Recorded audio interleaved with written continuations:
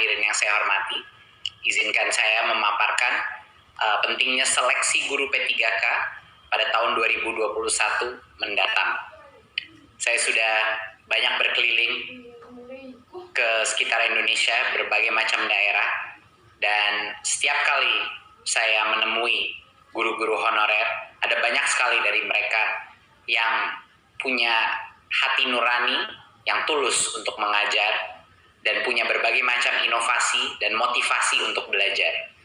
Jadi semakin saya terjun ke lapangan, semakin saya menyadari bahwa pasti ada cukup banyak guru-guru honorer ini yang gajinya sekarang dibayar antara 100 sampai 300 ribu rupiah per bulan, yang sebenarnya layak menjadi ASN, yang sebenarnya punya kompetensi untuk menjadi guru yang baik.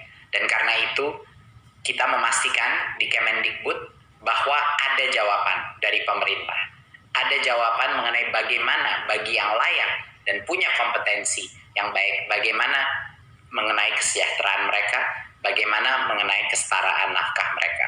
Jadi ini adalah bentuk jawaban kami dan pembuktian bahwa pemerintah hadir dan menjawab pertanyaan dan tantangan dari berbagai macam guru honorer di seluruh Nusantara kita. Berikut. Mengapa seleksi ini dibuka? Seleksi P3K ini dibuka karena berdasarkan data pokok pendidikan Dapodik, Kemendikbud mengestimasi kebutuhan guru di sekolah negeri kita itu mencapai sekitar 1 juta guru. Ini di luar PNS yang saat ini mengajar. Jadi yang pertama adalah dari kebutuhan kita. Tetapi juga pembukaan seleksi ini adalah upaya untuk menyediakan kesempatan yang adil. Kesempatan yang untuk para guru-guru honorer kita yang terbaik untuk membuktikan kompetensi mereka. Untuk membuktikan kompetensi mereka tanpa kita batasi. Jadi ini juga adalah bagian daripada filsafat Merdeka Belajar, di mana setiap guru-guru kita, guru-guru honorer di seluruh Nusantara kita, bisa punya kemerdekaan untuk membuktikan dirinya. Apakah mereka punya kompetensi untuk diangkat menjadi ASN sehingga meningkatkan nafkah mereka dan kesejahteraan mereka. Siapa saja yang dapat mendaftar dan mengikuti tes seleksi ini?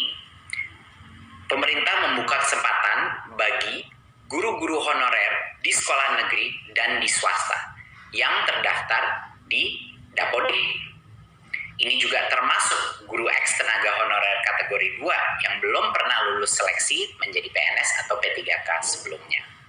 Dan yang kedua adalah untuk lulusan PPG yang saat ini tidak mengajar. Jadi dua-duanya boleh diberikan kesempatan di tahun 2021 untuk mengikuti tes seleksi ini. Salah satu hal yang terpenting untuk kebijakan ini adalah agar semua pemerintah daerah, rekan-rekan kita di dunia pendidikan, dan juga media untuk memperjelas apa yang dilakukan di tahun 2021. Dan kenapa ini beda dari sebelum-sebelumnya. Jadi yang pertama harus ditekankan bahwa ini adalah seleksi massal yang akan dilakukan secara online di tahun 2021. Pemerintah telah mempersiapkan bagi yang lolos seleksi tersebut akan dijamin akan menjadikan P3K dan akan penganggarannya sudah disiapkan. Tetapi masih harus lolos seleksi.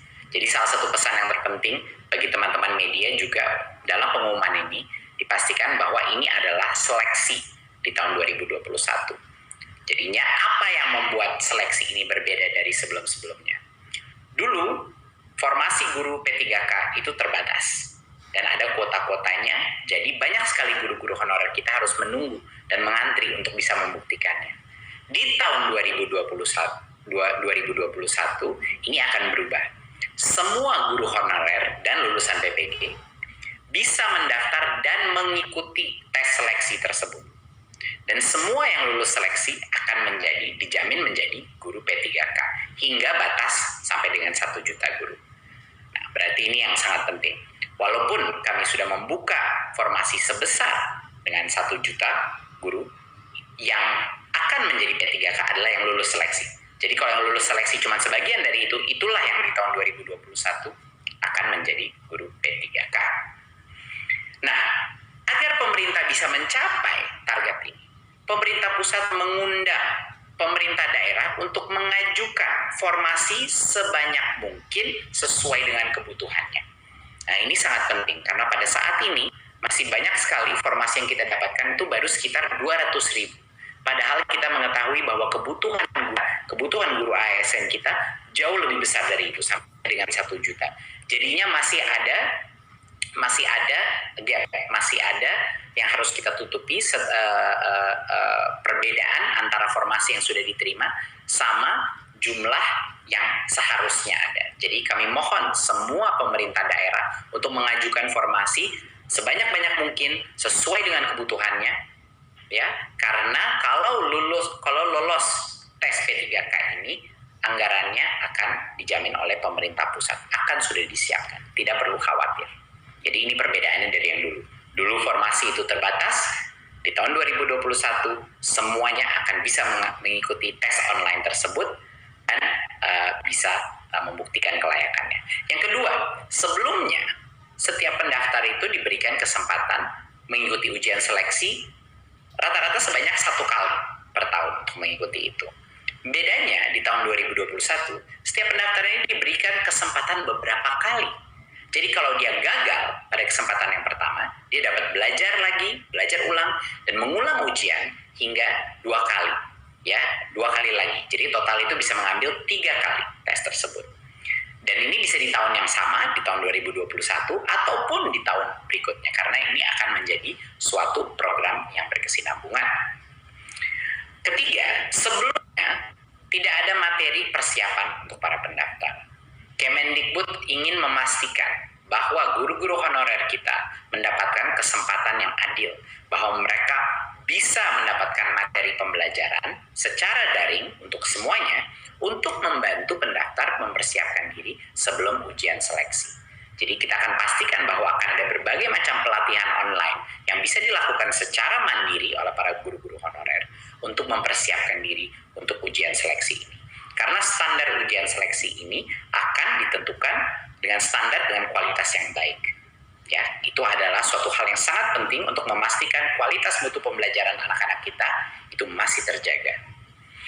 Keempat, sebelumnya pemerintah daerah yang harus menyiapkan anggaran gaji peserta yang lulus seleksi guru P3K. Tapi di tahun 2021 pemerintah pusat memastikan tersedianya anggaran bagi gaji semua peserta yang lulus seleksi guru P3K. Jadinya daerah sekali lagi tidak perlu khawatir mengajukan formasi sesuai dengan kebutuhannya karena anggarannya sudah disiapkan. Dan yang terakhir, biaya penyelenggaraan ujian sebelumnya biasanya ditanggung oleh pemerintah daerah. Tetapi di tahun 2021, biaya penyelenggaraan ujian ditanggung oleh Kemendikbud. Ini adalah perubahan-perubahan yang transformatif dari proses seleksi sebelumnya dan yang sekarang.